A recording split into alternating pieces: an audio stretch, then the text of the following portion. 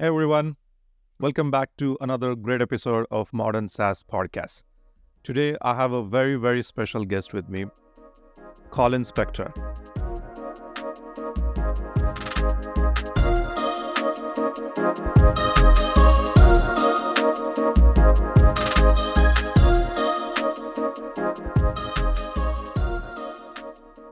I've known Colin for more than 3 years now.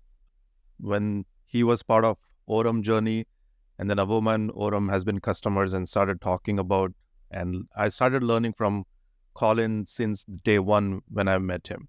And then since then, he has been sharing a lot of amazing insights on LinkedIn. And so I kept going back to him for many advice on different things. And eventually I asked Colin that, hey, can we get on you on the podcast and let's make this official? You keep sharing all these amazing insights with me. So why don't we share these insights with the rest of the audience? Colin, welcome to the pod. Aditya, thank you so much for having me. Huge fan of you and huge fan of Avoma. And excited to share any insights I can with the audience here. Thank you. And for people who don't know, Orum is a parallel dialer virtual sales floor, and he has been VP of sales there since pretty long time now, Colin. And, have a lot of great insights and point of views about all things with cold calling, outbound, and in general, how to build sales organization, high growth sales performance organization. So Colin, there was one thing we were talking early on and it stuck with me and I want to start there. You said something that we need to go more analog. Can you elaborate more on that? What you mean by that? Yeah, it's interesting. There's so much kind of noise forget noise. There's just so much happening right now in our sales world, especially in the sales and marketing tech world, the revenue tech world. And AI is obviously all the rage right now. And you're seeing AI be implemented across every single kind of facet of go-to-market in some capacity.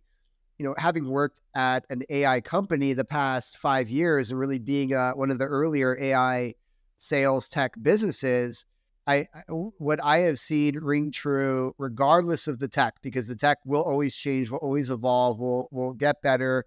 Different softwares will come and go.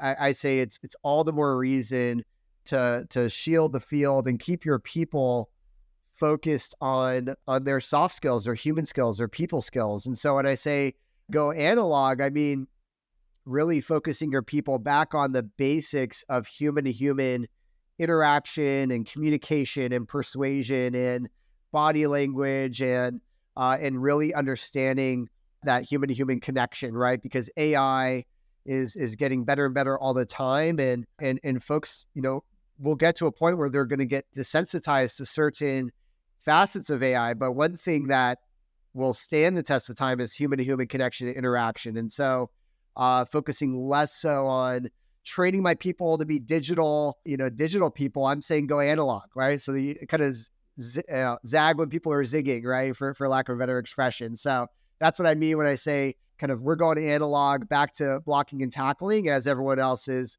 kind of digitizing, because we've been digital the last 5+ years ourselves and evangelizing this. I love this tech because first of all, one of the things, if you think about it in the simplest term, this is really about building relationships. And when you think about selling, is at the core, it is about relationship. What kind of rapport that you build and relationship and the experience you give it to them. So this is what you're really advising, is going back to the basics. On one hand, everyone is doing a lot of automations and trying to automate so many things, increasing the efficiency. But you're saying, hey, there are some basics. Do not skip those things. Go back to fundamentals of the selling. And this actually, when I think about it, last year, or last 2 years for that matter, have been crazy for many companies. This whole, as they call, zero interest period kind of thing, where we felt like there's too much capital was there, too much money was there, everyone was selling anything. And now suddenly in the last 2 years, we saw nobody was buying anything. So the sales reps who had seen this, order taking kind of an experience where they were just, people were buying, the budgets were there, and the sellers felt that I'm a great salesperson. And suddenly we saw in the last year or two, quota attainment across the industry, across many reps, tanked significantly. And reps started really worried that, okay, now the selling is not easy. How would you, in your opinion, what happened? And am I right reading this whole order taking versus now you have to work hard on selling truly? And how would you advise now in 2024 for reps to, start changing, maybe unlearn certain habits that they had developed in the last year or two and relearn or learn new things to upskills to some new skills in, let's say, 2024? And seems like the analog thing could be relevant to it, but is there anything else would you advise for the reps? Yeah, I mean, just think about, the reason that you get a job, you keep a job, and that you move ahead and you excel in that job are really your people skills, right? It's you as the person and your ability to communicate either with your fellow internal stakeholders or communicate with your direct reports or communicate with your board or communicate with the market and prospective customers, right? It's you as a person that lands you that job. Otherwise, I would hire an AI to do it, right? And so you have to, for that investment in your job security, to separate yourself from many folks out there, it is investing in your communication skills, your ability to think on your feet, your persuasion skills, your genuine curiosity, and bringing that through in your communication, your curiosity, your care. And so that's going to set you apart, right? Like, this is a really age old, saying, but people buy from people that they like and trust, right? That they like and trust. And that isn't going anywhere anytime, soon, right? You might have two different softwares that, 1 week they come out with a feature, another week the other one comes out with a feature. And the salesperson can often be the differentiator, the holistic, unique differentiator, and the experience of that salesperson and the people on the team that will be supporting the customer, right? Because both techs might have the same feature list 1 week or the other, but who's going to take care of that customer longer term, right? Who's going to be the true partner for them if there's a bug in the system, if the payroll goes down or the recording doesn't process or the call fails or whatever your software is? It's like, who do I want? Who do I trust is going to be that partner for me? Who do I actually enjoy doing business with and want to give my business to? That all still more than ever rings true today. It's getting easier and easier to build software. And so I truly believe product differentiation, it can get to a place where it's almost, non-existent. Like there's only certain moments where you have these leapfrog events, and then the competition catches up, you catch up. So through all the noise, the analog skills remain consistent. Those are your people skills. And so, like, to your point, Aditya, about, I'd say when money was really cheap, when interest rates were low, you could get access to capital and people were burning through capital very quickly. They weren't as discerning in their purchasing decisions. Now with interest rates much higher, right? And the value of money, the opportunity cost of money and where you invest your money is much higher. People are more discerning about where they deploy their capital. So you have more people involved in the decision. And so navigating different types of personalities on a buying committee and understanding the personal win of the different stakeholders, right? Let's say in the sales tech game for us, it could be the RevOps team, the marketing team, the sales team, the finance team, and enablement team.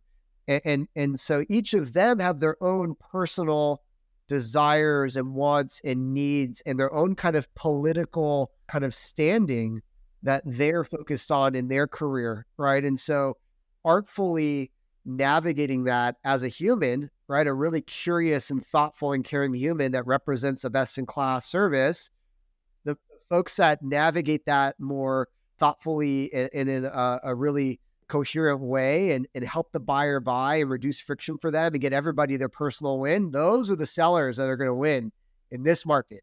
And those are skills that maybe some people got soft on in the high times, but the best of the best have always kept the standard there. So, Colin, thank you for sharing that insight. I think you said some of the things that were really eye-opening. The last one was even the recent one that you mentioned, that every buyer in that buyer community or every stakeholder in that community have their own personal desire. And it's seller's job to really, it's like a chess, like you're thinking about who's in the community there. How do I understand everyone's goals and motivations?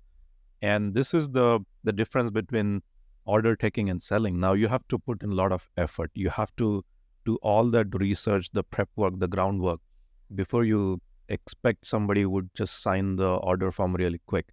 And by really doing this multi-threading and having these conversations, it takes time. And this is where I've personally seen reps struggle. The moment they had to do more work, had to go beyond than what usually was expected, suddenly they did not see being successful. So love that advice, love the point of view there. And I think when you also talk about hiring reps in these kind of situations, one of the things I struggle as a CEO, as a founder, while building our own sales organization, is to discern the reps who are truly embodying this kind of selling experience where, in interviews, everybody will sell themselves really well.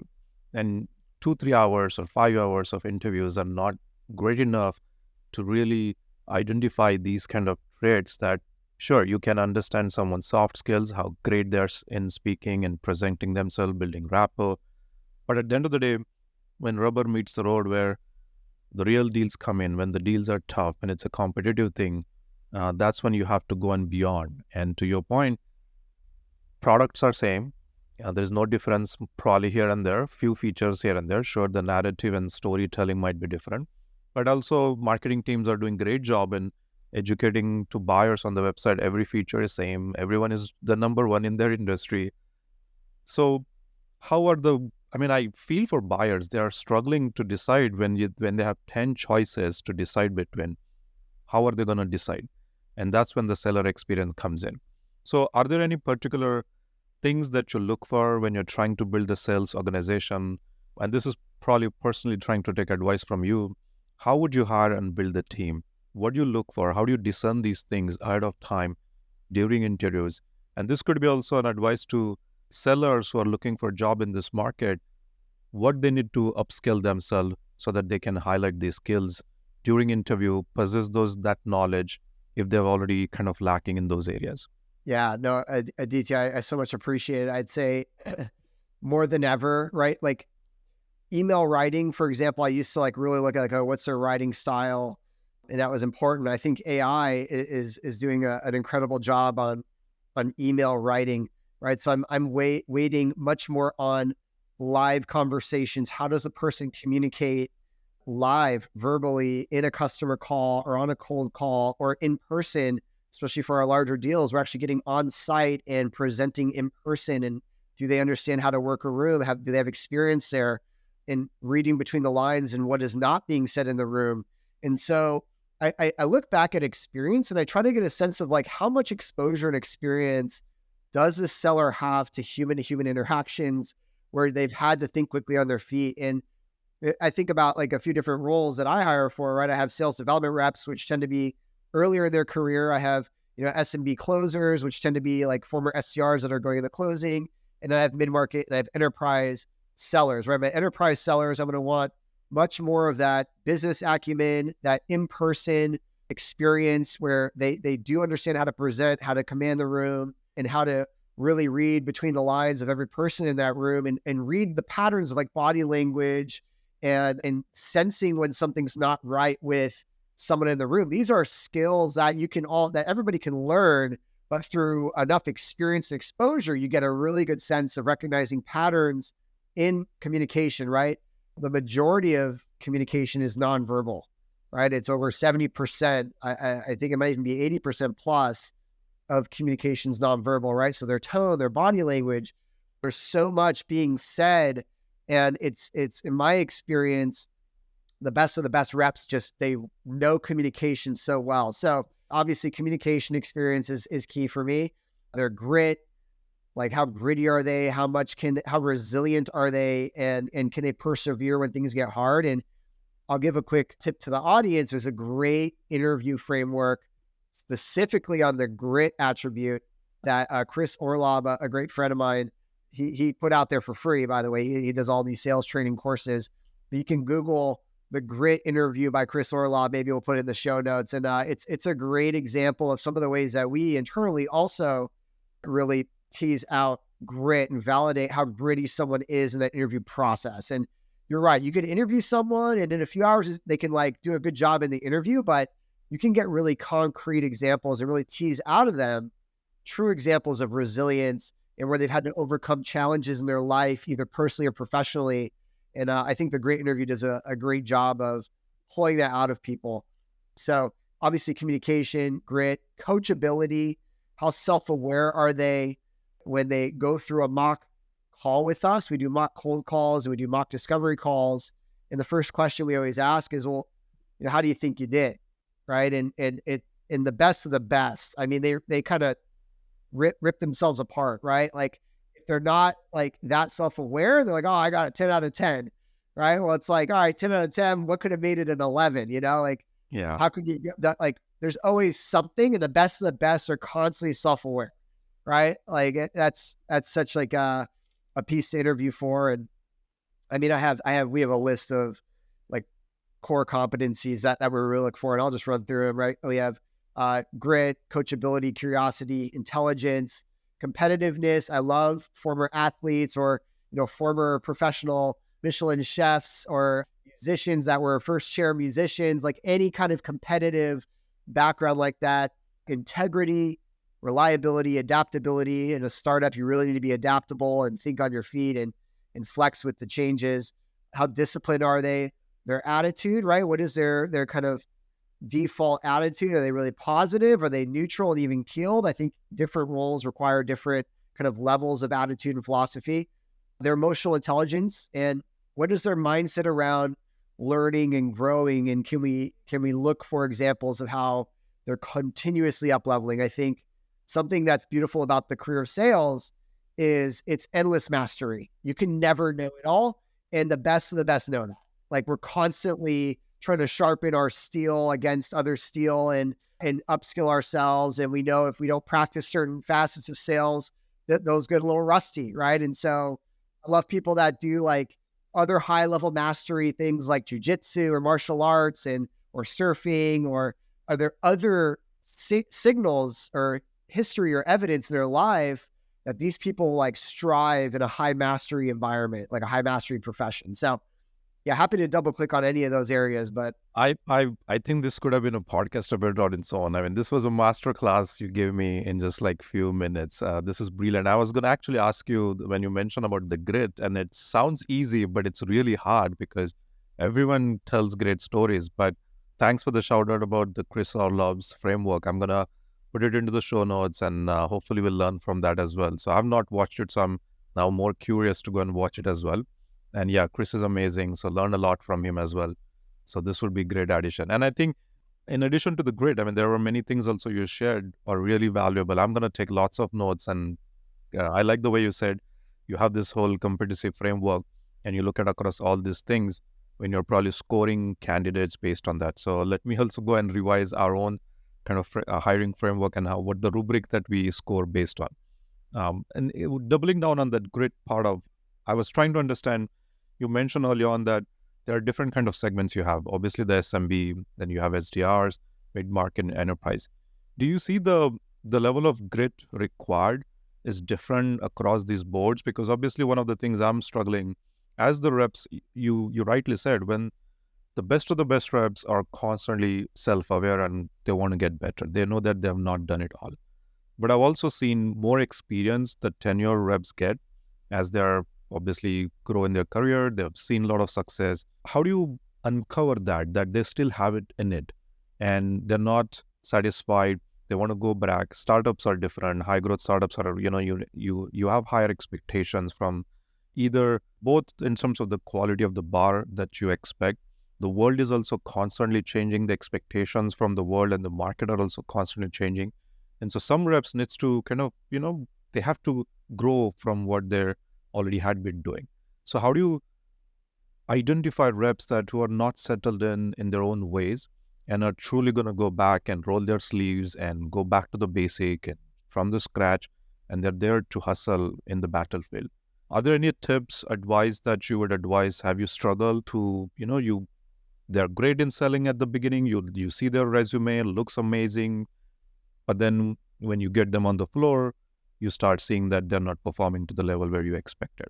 Yeah, it's a great question, right? And I think you have to understand like what stage you're at as a business and what is their experience, right? When you say great resume, I'm looking and if I see like big company names, that might be okay if they also have, for me, startup experience and they've gone for at least 2 to 3 seasons at a startup where I know they likely went through maybe different playbook and leadership turnover and kind of uncertainty and had to adapt and be resilient through those changes. What I don't like to see on a resume is somebody hopping from one company to the next because there were changes at the business, right? So I love people that kind of rode through a growth story at a business. And if they're at a big company now, or maybe they were at that company when it was small and helped be a part of the ride to making it big.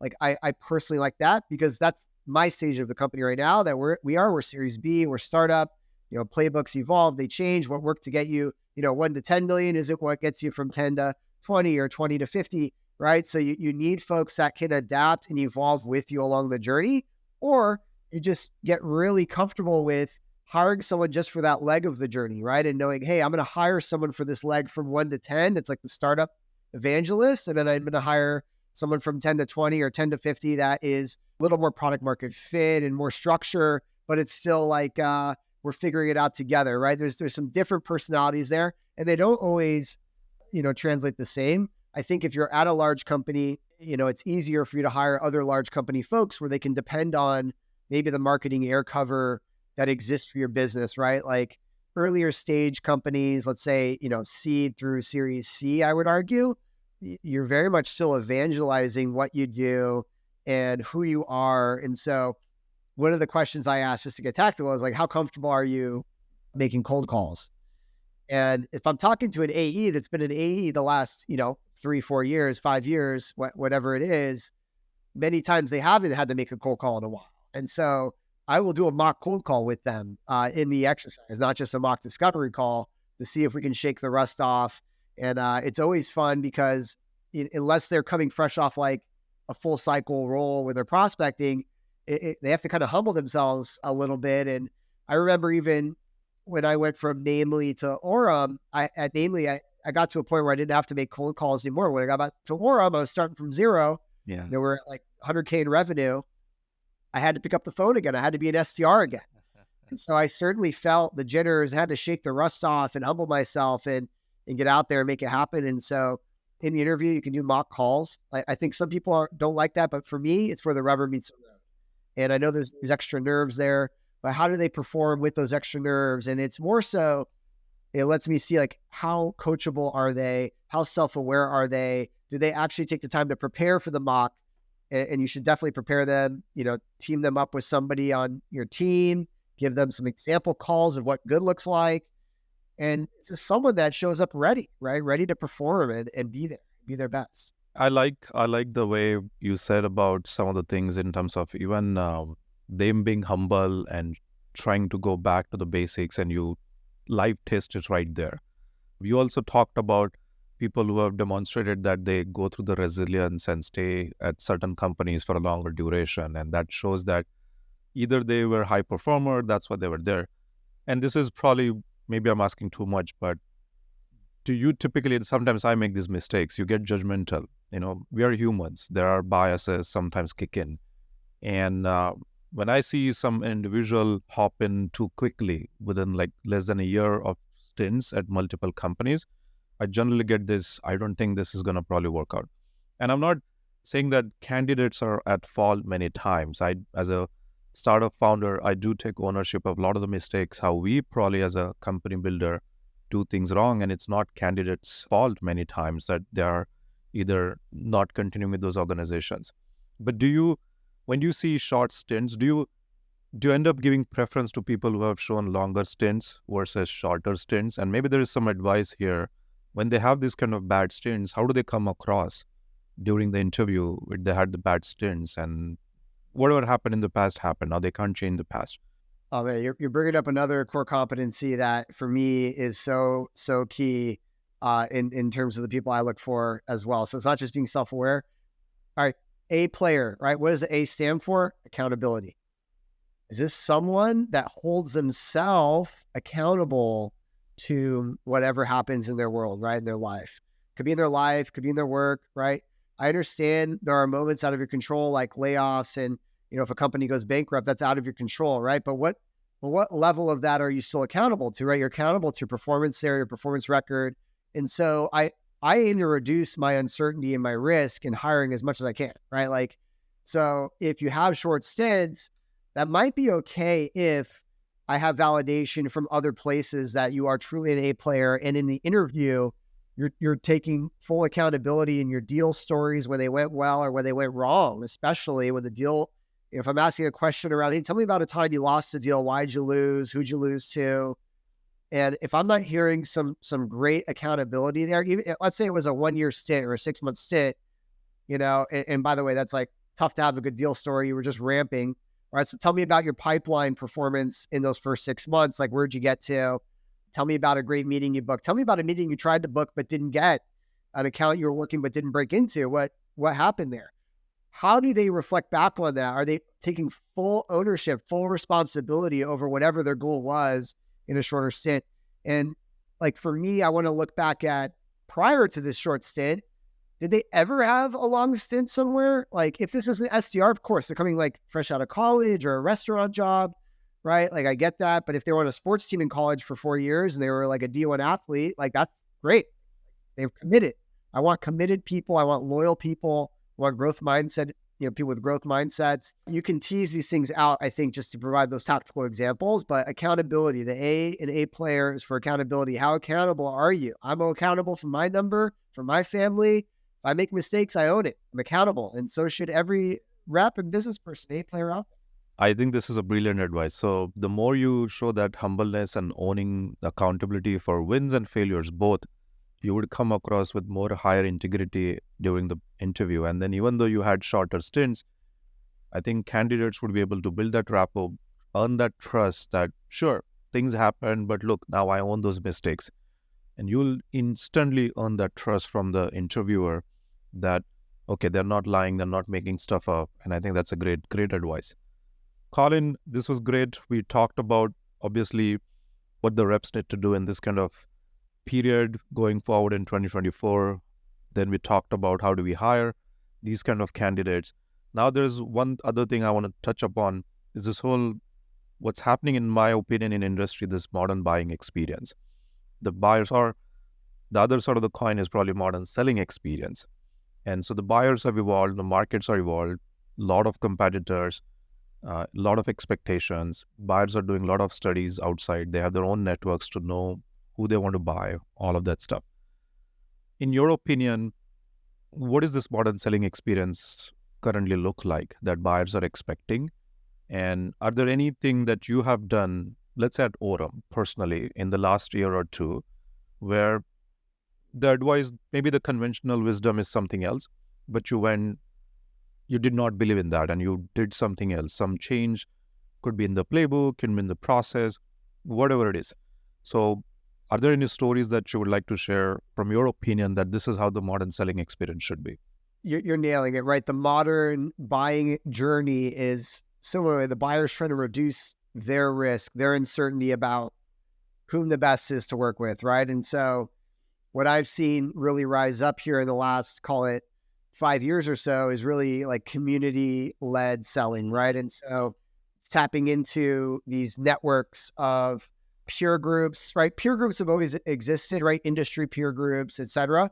But I'm seeing it more so than ever in this revenue tech kind of world that you and I live in. And there are some companies that do it very well. There are some that are still trying to figure it out. This is why you've seen some companies acquire communities to beef that up, because folks understand that, again, if we go back to the belief that technology very much can be commoditized very quickly, right? Like you're always a quarter away from just copying and, repeating the same software. Then what do you have left to stand on? And it's your brand equity, it's your community, it's your likability and your trustworthiness as a great partner. And so what are the things outside of the software itself, right? Especially with AI and low code, no code, it's developing the community and really helping your raving fans, right? You have champion customers that renew year over year, give them a platform to really shine and to have a voice And everybody wants to feel like they're a part of something bigger than themselves, right? And so the more you can do to help develop the career of your raving fans, and that could be through continuing education, providing certificates for your product and other skills maybe that your product requires, or just kind of peer group capabilities, like start a podcast, like what you're doing here. You have such an opportunity where it's hard to like really replicate that as much, right? If it's truly authentic and you really care, like your brand and your voice will be unique wrapped around your software, right? So feature for feature, things might be the same on the checkbox, but it's like, okay, well, who's the different, what else is a differentiator there? Well, you get access to our customer advisory board. You get access to our exclusive community where we have these exclusive events and these certificate programs that can help you upskill. Think about Salesforce and Trailblazer, right? And the ecosystem. It's not that Salesforce is such a great CRM, right? Most people hate Salesforce and try to do their work outside of it in Avoma or other tools, right? And so it's really that community, that ecosystem that really hardens you aside from the core feature set. So that I'd say is like been more and more on the rise. What I'm seeing, I have to give a shout out to someone I know that did this really well in the HR tech world, Matt Straz. He's a CEO, former CEO of Namely, and now he is at a company called Benny, and he created the #1 HR community, I think, in the US, aside from Sherm now. So it's like an HR advisory community, and he sells insurance and HR tech, right? And so outside of the software insurance has been around for hundreds of years, and Ben admin platforms have been around forever. But it's the experience and the community and the collaboration that is unique, and that approach. And so I'm seeing this rising in different industries and different segments. And I think it will continue to be, again, on that human to human side difference. No, I love this. So from a buyer's point of view, are seeing that the communities are part of where people are also making decision. And from a seller's point of view, organization is to invest in it, build that brand, build that community. One of the things I'm also saying, there's this product-led growth and all those things, right? I remember even Orum, when you guys started early on, I think you were predominantly 100% outbound as an engine. And there was a point you started your own freemium offering because probably buyers want to touch and feel. They don't want to always go through the sales route. What were the learnings at that time when you did something like that? When you launched the trial experience, and there's all this, who's going to take the inbound trials and how do you qualify the trials? You had the outbound SDR team where SDR's taking and doing the trial experience? And the reason I'm asking these, I'm going through this transition right now. And so how did you handle some of those things in terms of giving the buyer experience? Because sometimes people also hate when they want to talk to, they want to do the trial, which indicates that they don't want to talk to the salesperson. But then we had these processes where we're still trying to introduce SDR who is reaching out to the trial experience. How did you guys handle this kind of transition from pure outbound to going to maybe hybrid of product-led inbound and / outbound experience? Yeah, look, like I think I'm a big fan of meeting the buyer on their preferred channel, right? Like I sell a phone system, but I have some buyers that want to interact with me on email, on Slack, on LinkedIn, even LinkedIn chat. I chat people all the time and do business there. WhatsApp, I'll meet people wherever they want, trade show. And so it's the same thing on them experiencing our product, right? They can chat us on the website. They can actually try the product self-serve. Yeah. They can work through with our sales team to have a really concierge type experience. So I think don't neglect any one channel, right? If you're really trying to maximize your coverage, especially our evolving like buyer like level, right? Like there's different buyers that maybe they don't like to talk live on the phone, right? This next generation of buyers used to texting and trying things. So why not, if you're in a position to offer that, I think it's great. Let them, play around and poke around. And when they're ready, you have some calls to action. Or some people may never want to talk to you ever, right? They just swipe a credit card. And if you can build that and make it an elegant experience and they can truly find value on their own, that's great. I'm a fan of that. And then there are some customers that, they really do need that concierge level of experience. Maybe it's more of an enterprise business where you do need to navigate the politics and really help them buy, right? You're about buyer enablement. And in that case, there's a team of people on our side and a team of people on their side uniting for the same mission to solve a big business problem. So I think it depends again on who you are selling to, who you're marketing to. For us, we happen to have all the segments. And so we're meeting people where they are in each one.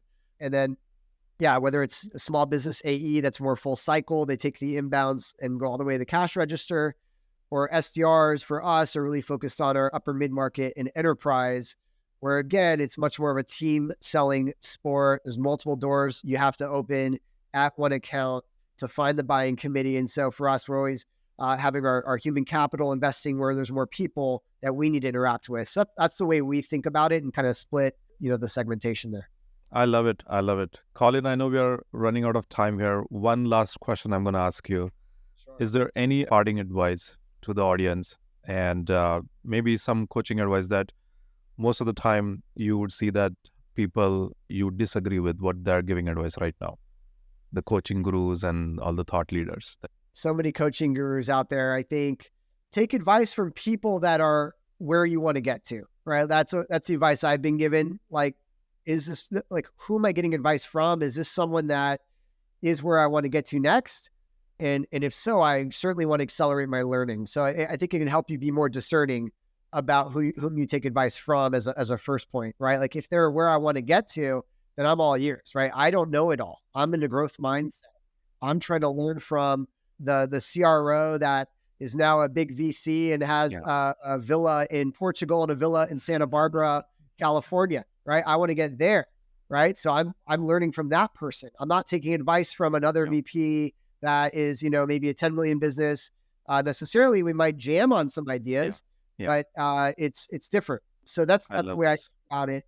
Like who's like that next notch up? Maybe who's 5 notches up from where I want to get to. So that's just my advice for the group is just be discerning on whom you get your advice from. Colin, I cannot thank you enough for sharing all the nuggets and tactical advice, but also this philosophical kind of guidance, how to think about the career, how to get the advice as well.